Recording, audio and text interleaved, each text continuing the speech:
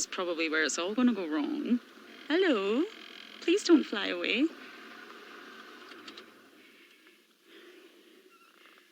There we go. There is the kingfisher with a beautiful brown shoulder, and it's a female. So thank goodness for that. But for now, back over to Steve at Chitwa.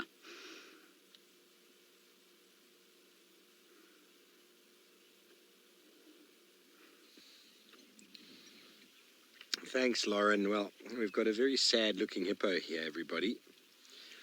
Very sad. It's hard to say that a hippo is looking in bad condition, but this one is looking in very bad condition. It's got wounds all over the place. Look at the back leg. It's probably very hot being out in the sun. Be interesting to see what happens if it does make it back to the water. If it was actually disciplined by a big male, we'd probably see some more action. As sad as that might seem, it is what occurs in these areas when the water levels drop. Towards the end of the dry season, that is when the confrontations or conflicts between hippo become paramount. Enormous. I mean, how many is that? More than 20 oxpeckers on that bird. On that hippo. There are a number of hippos in the water. They're all headed down because of the wind. So let's see if this guy manages to put a little bit of weight on his legs.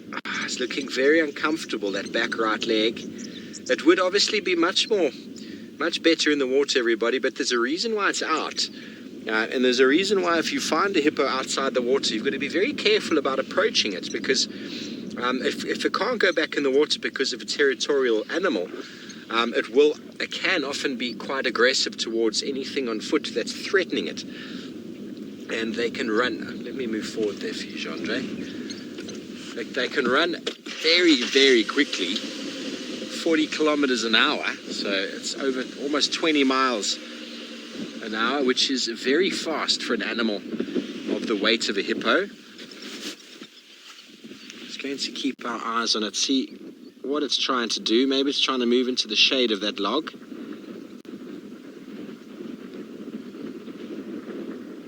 Oh, poor dear.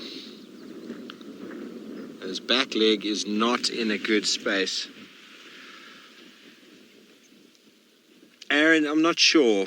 The lesions, looks like it might be abscesses. I don't think the beating that this guy's had is the first one, but that back right leg is dripping. Unless he's urinated on it, it looks like it's an open wound there, and is really not putting any weight on it.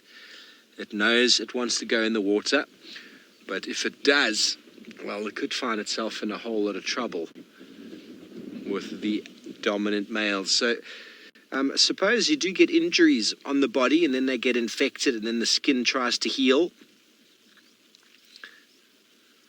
The natural sort of blood antiseptic that the hippos have. The oxpeckers are just pooing all over him. It's really being degraded down to the bottom of the rung.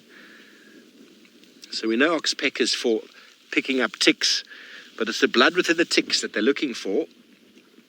Oh, shame. Poor dear. We've only got another 30, 40 meters to go.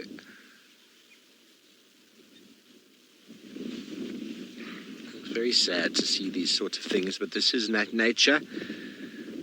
This is what happens.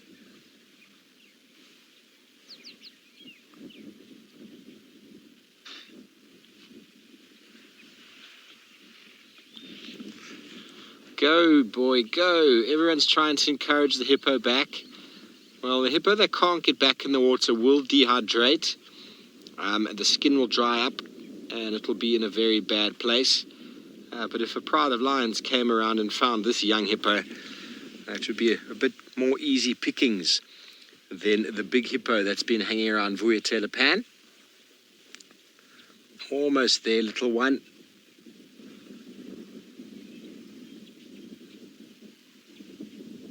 Wow.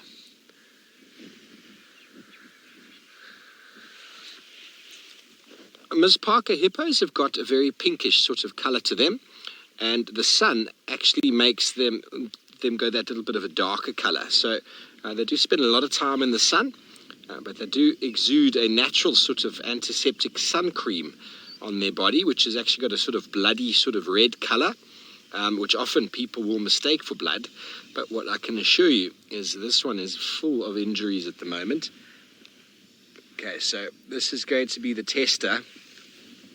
It's coming in very slowly, but if it has been ousted, the adult that ousted it will come and show it soon.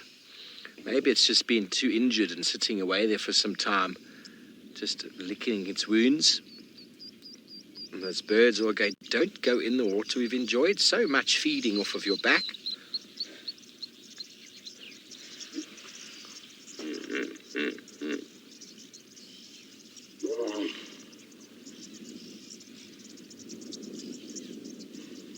Get the weight off your body. Oh, that's better.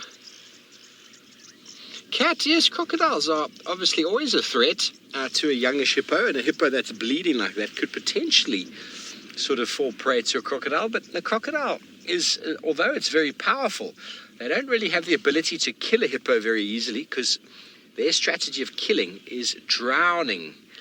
And a hippo can hold its breath for between 6 and 9 minutes.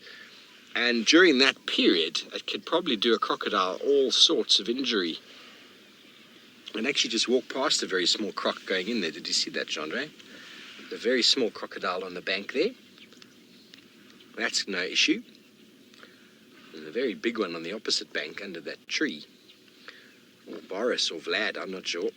But for sure, crocodiles could always be an issue. But I think this hippo, the thing it's got to worry out for most is falling underneath the eye of the dominant male once again. Oh, very good. Well, Lauren is enjoying her birding this afternoon, and she has found an animal you don't always see by day.